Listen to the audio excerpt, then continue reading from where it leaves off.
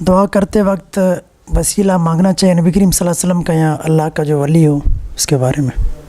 تو دعا کرنے کی دو ترتیبیں ہیں. نمبر ایک، وسیلے کے ساتھ دعا مانگیں، اے اللہ مجھے پیغمبر کے وسیلے سے چیز عطا فرما دے، ولی کے وسیلے سے عطا فرما دے، نبی کے وسیلے سے، صحابی کے، اہل بیت کے وسیلے سے، تو یہ جائز ہے. دوسرا طریقہ بغیر وسیلے کے، اے اللہ تو مجھے خود عطا فرما دے، تو بھی جائز ہے. وسیلہ دیں تو بھی ٹھیک ہے، نہ دیں تو بھی ٹھیک ہے، لیکن وسیلے کے ساتھ دعا زیادہ بہتر ہے. کیوں؟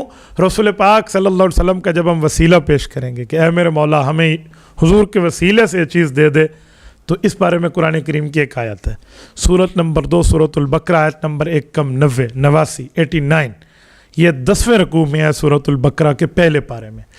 رب العزت فرماتے ہیں وَكَانُوا مِن قَبْلُ يَسْتَفْتِحُونَ عَلَى الَّذِينَ كَفَرُوا.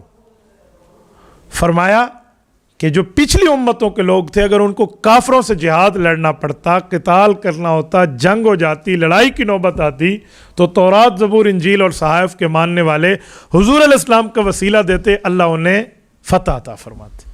تو اس کا مطلب ہے کہ وسیلہ دینا جائز ہے، آپ وسیلہ دے سکتے ہیں.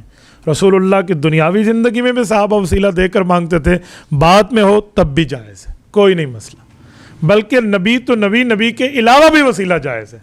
حضرت عمر رضی اللہ عنہ کی صحیح حدیث صحیح بخاری میں موجود ہے، ایک مرتبہ بارش نہیں ہوئی تو حضرت عباس کا وسیلہ حضرت عمر نے لفظوں سے دیا کہ اے میرے مولا ہم پہلے آپ کے نبی کا وسیلہ دیتے تھے، آپ بارش برسا دیتے، اب ہم میں نبی پاک کے چچا موجود ہیں، ان کے وسیلے سے بارش دے دے. کہتے ہیں بارش آ گئی.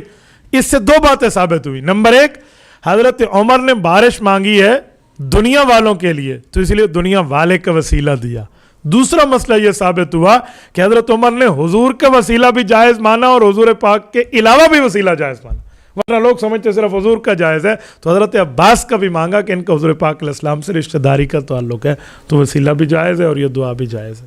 تبارك الذي نزل الفرقان على عبده ليكون للعالمين نذيرا.